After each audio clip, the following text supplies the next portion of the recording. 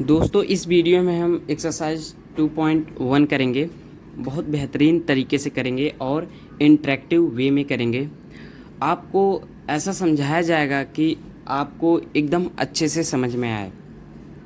दोस्तों स्टार्ट करने से पहले कुछ मैं आपको बेसिक समझा दूँ इसके इस चैप्टर का इम्पोर्टेंस क्या है। दोस्तों ये चैप्टर अगर देखा जाए तो ट्रिग्नोमेट्रिक फंक्शन या हम इसे बोले इन्वर्स ट्रिग्नोमेट्रिक फंक्शन। दोस्तों इसमें ट्रिग्नोमेट्रिक फंक्शन का बस इन्वर्स क्वेश्चन सॉल्व करना है।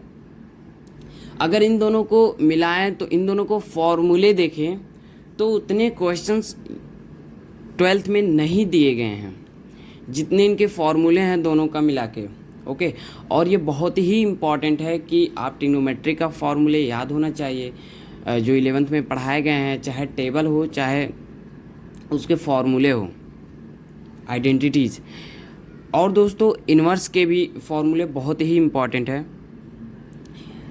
बेसिकली ये इस चैप्टर के लिए नहीं इम्पॉर्टेंट है। अगर देखा जाए जैसे कि कैलकुलस बोले जो कि 12th का आपका बहुत मेजर टॉपिक है, अदर चैप्टर जो है इसमें तो इसका बहुत सारा यूज है अदर चैप्टर में। ये अपने लिए इम्पॉर्टेंट नहीं है लेकिन इसके फॉर्मूले ये चैप्टर दूसरे चैप्टर के लिए हेल्पफुल है और इससे ज़्यादा नंबर भी नहीं आते हैं, बहुत कम मार्क्स इससे पूछे जाते हैं।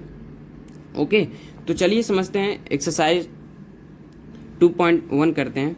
मैं दोस्तों आपको क्वेश्चन दिखा दूँ इसके। ओके, ये आप देखिए एक्सरसाइज 2.1 के क्वेश्चंस। आप देख रहे हो कि पहला क्वेश्चन इसमें क्या है। पहला आपका है कि साइन इनवर्स -1/2। इसमें फाइंड क्या करना है, the principal value of the following. दोस्तों प्रिंसिपल वैल्यू क्या होता है ये मैंने आपको प्रीवियस वीडियो में बताया जा चुका है और दोस्तों आपको प्रोसीजर भी उसमें बताया गया है कि कैसे सॉल्व करते हैं। ओके, तो अगर नहीं देखें जाकर देखिए।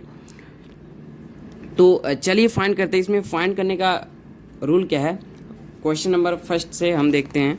ओके, तो चलिए क्वेश्चंस लिख लेते हैं। क्वेश्चन है हमारा साइन इनवर्स -1/2, ये हमारा क्वेश्चन है। अब हमें करना क्या है, सिंपल हमारा पहला रूल होता है कि कोई वेरिएबल के इक्वल आप लेट कर लें। किसी वेरिएबल के इक्वल क्यों लेट किया जाता है, ये भी इसके पीछे भी आपका एक रीज़न है। तो मैंने अब वेरिएबल थीटा हो सकता है, वाई हो सकता है, एक्स हो सकता है, कुछ भी आप लेट कर लें लेकिन वेरिएबल होना चाहिए। वेरिएबल क्यों होता है, क्योंकि आप देखते हो कि साइन के टेबल में -1/2 कईयों के वैल्यू होता है, कईयों के वैल्यू होता है जो कि -1/2 होता है।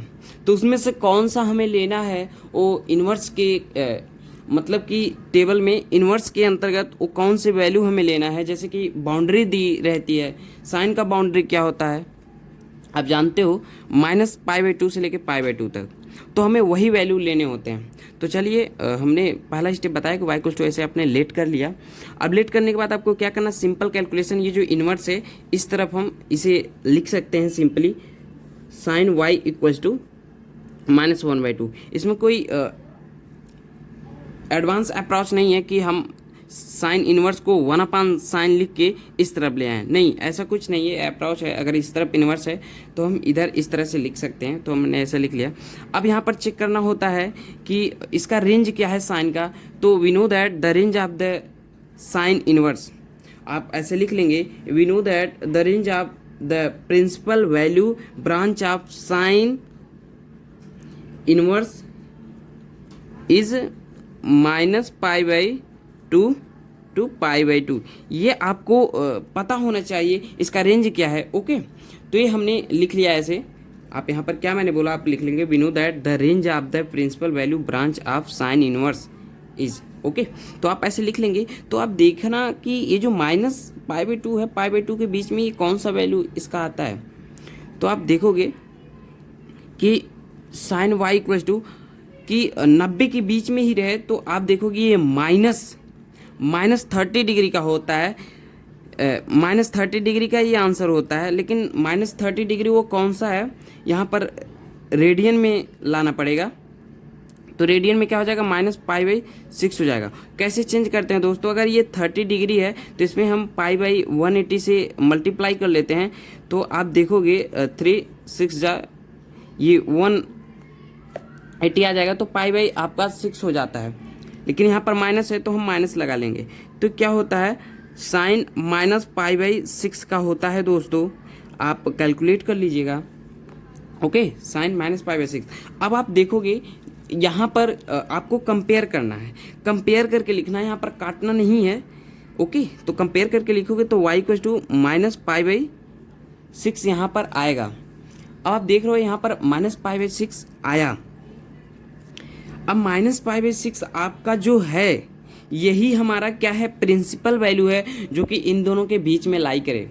अगर दोस्तों कोई यहाँ पर अभी आप देखते हैं कि यहाँ पर ये जो -1/2 है, ऐसा होता है कि जो -1/2 है एक π/6 का भी वैल्यू हो रहा है और -π/6 का भी वैल्यू, सपोज करो कि इन दोनों का हो रहा है, तो आप इसको यहाँ पर लिखते हैं। ओके, अगर प्लस वाले का भी वैल्यू यही सेम होता -1/2, तो आप प्लस वाले को पहले ध्यान देते, क्योंकि आपको एनसीईआरटी में अप्रोच बताया गया है। आप देखेंगे 3 अप्रोच की, ये तो साइन इनवर्स वाला हमने लिखा, should not be confuse with sine x का होल इनवर्स। इनफैक्ट कि आप इसको 1/sin x ऐसे लिख देंगे तो ये गलत हो जाएगा, ऐसे नहीं लिखना है। और यहाँ पर दूसरा पॉइंट था, whenever no branch of an inverse trigonometric function is mentioned we mean that principal value branch of that function. मतलब कि जैसे कि यहाँ पर एनसीईआरटी जब ये हम क्वेश्चन सॉल्व कर रहे थे, यहाँ पर नहीं लिखा गया था कि इसका जो साइन इनवर्स का ब्रांच है -π/2 से π/2, ऐसा नहीं मेंशन किया गया था।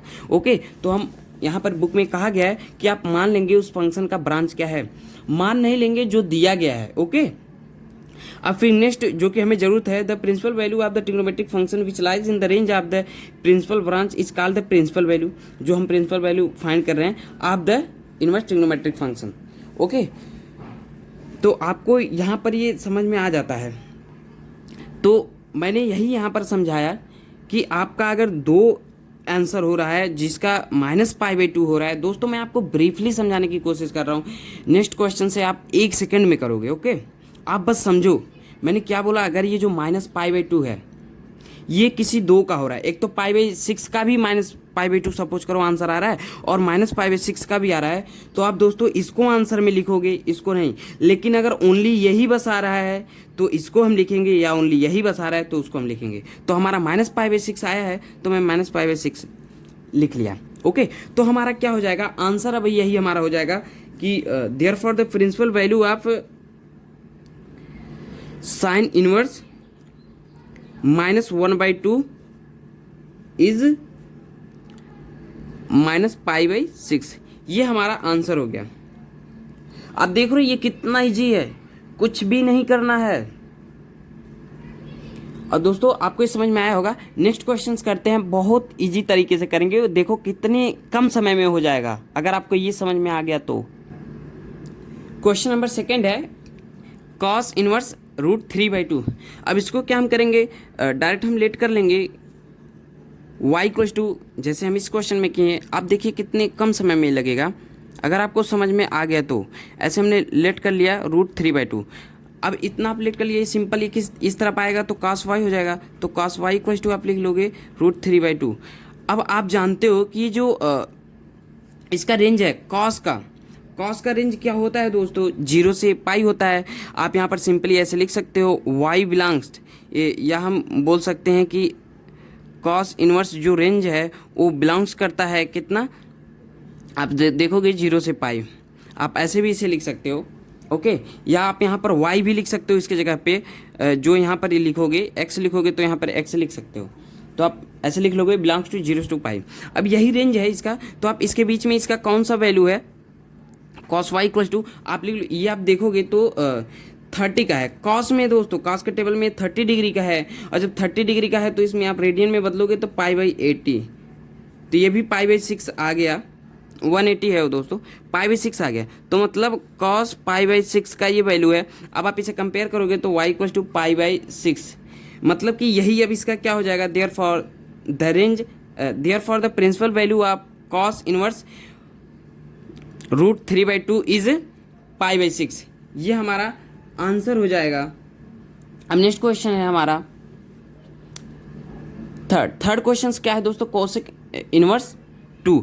इसमें भी आप जब y इक्वल टू आप ऐसे लेट करोगे कोसेक इनवर्स 2, इसमें आपको क्या करना है, इसमें भी सेम यही चीज़ें करना है, प्रिंसिपल वैल्यू फाइंड करना है। ये हमने इस तरफ लाऊंगा तो कॉसेक y इक्वल टू 2 हो जाएगा। अब इसे भी चेक करोगे, इसका भी आप y बिलोंग्स टू क्या करोगे कि इसका जो रेंज है, रेंज तो आपको पता होना चाहिए कि इसका रेंज होता क्या है। इसका भी रेंज दोस्तों -π/2 से लेके π/2 होता है। तो आप ऐसे लिख लोगे। अब जब इसके रेंज में लिखोगे तो कॉसेक y इक्वल टू क्या हो जाएगा, ये कितने का वैल्यू होता है दोस्तों, आई होप आपको ये पता होगा। ये कितने का वैल्यू होता है, π/6 का होता है। अब आप जैसे यहाँ पर कन्वर्ट किया हूँ तो आप ऐसे ही कन्वर्ट कर लेंगे अच्छे से। तो ये कोसेक π/6 का होता है। तो यहाँ पर कंपेयर करोगे y इक्वल टू π/6। आप देख रहे हो तीनों का आंसर, इसका तो -π/6 आया था साइन इनवर्स -1/2 का, और इसका कॉस इनवर्स √3/2 का π/6 आया, और इसका कॉसेक इनवर्स 2 का π/6। इसका भी आप दोस्तों लिखोगे क्या लास्ट में, therefore the principal value of cosec inverse 2 is π/6। Okay, तो आपको आई होप आपको बेहतरीन तरीके से समझ में